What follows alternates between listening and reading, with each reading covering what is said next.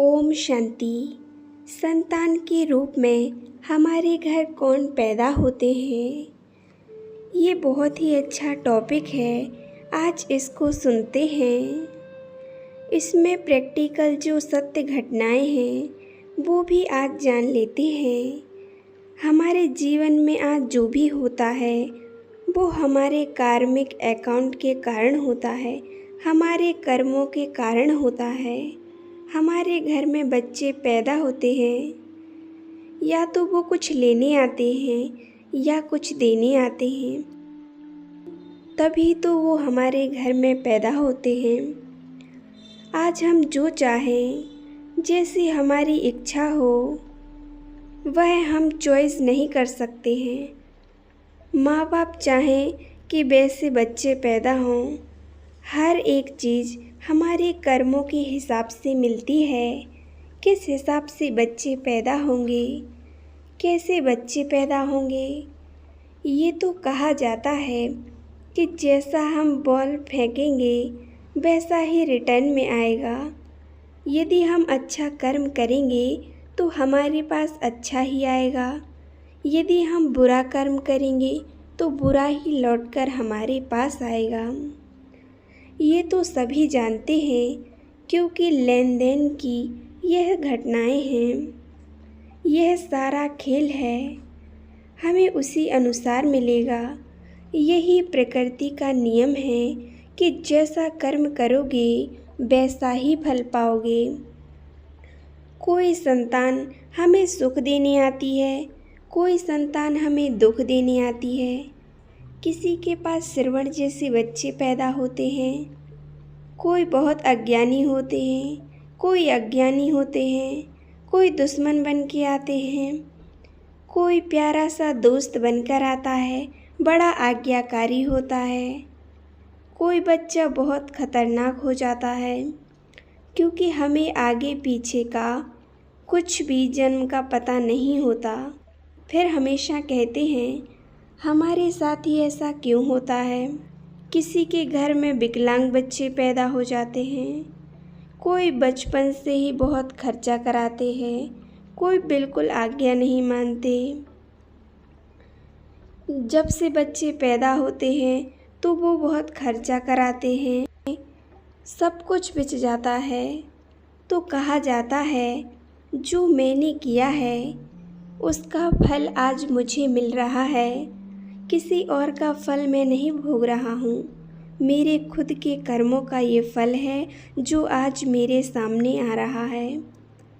हमें हमारे कर्मों के फल की सज़ा ही मिलती है। मेरे कर्मों के फल की सज़ा मुझे ही मिल सकती है। जैसा हम बीज बोएंगे वैसा ही हमें फल मिलेगा। तो हर एक ऐसे ही कहते हैं हमने तो इस जन्म में कुछ नहीं किया, फिर हमारे साथ ऐसा क्यों हो रहा है। कई लोग तो कह देते हैं कि इससे अच्छा तो बच्चे ही नहीं होते तो बहुत अच्छा होता, लेकिन सभी के साथ ऐसा नहीं होता है।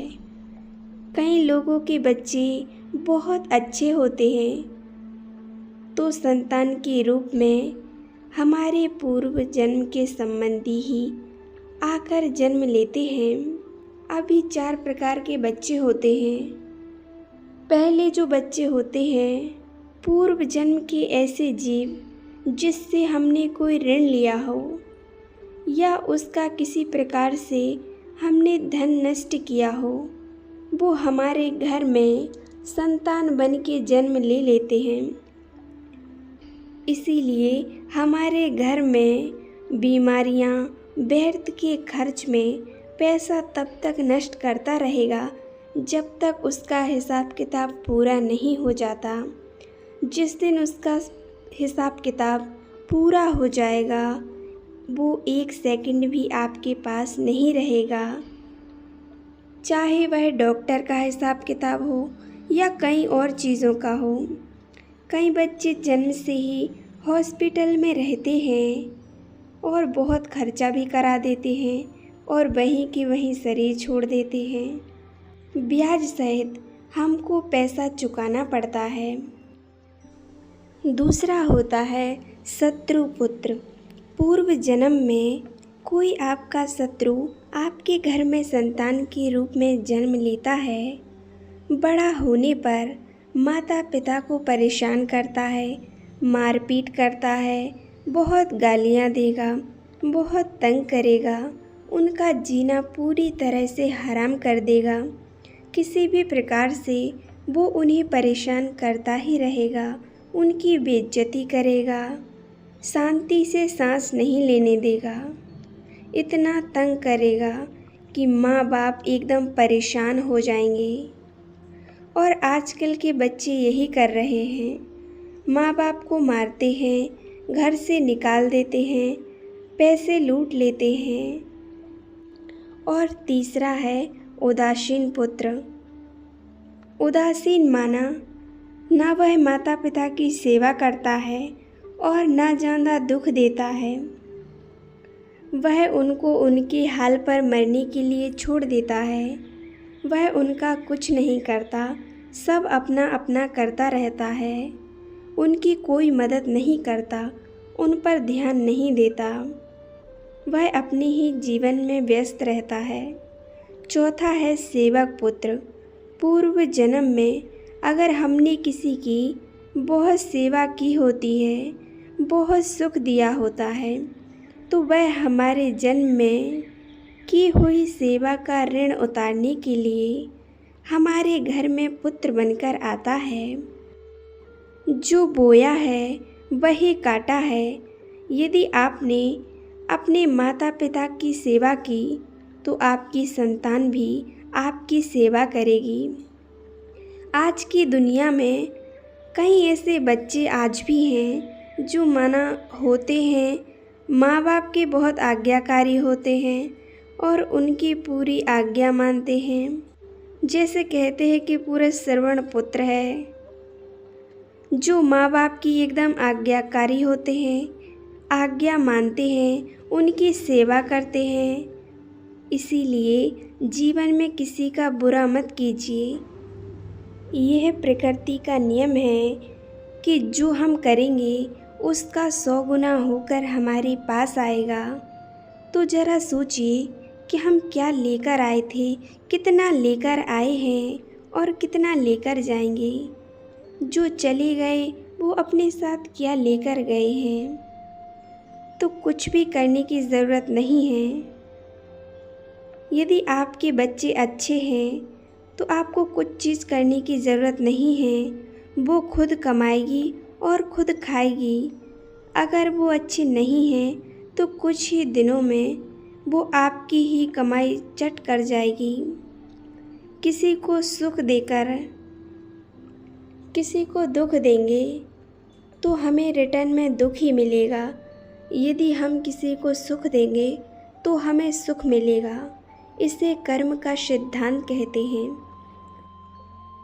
तो आप समझ सकते हैं, यदि हमारी वजह से किसी को दुख मिलना, पाप करना, तो हमें उसका कितना बड़ा फल भोगना पड़ेगा।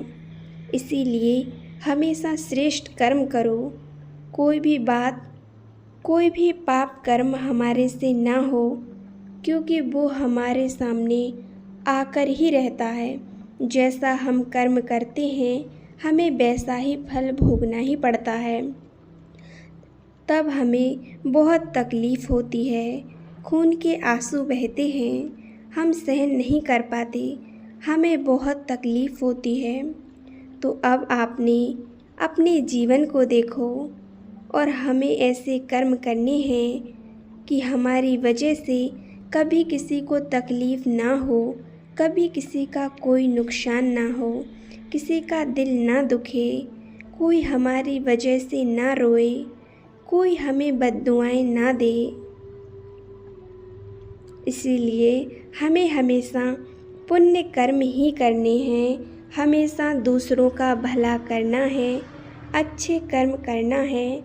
इसीलिए हमेशा अच्छे कर्म करते रहें। ओम शांति, ओम शांति, ओम शांति।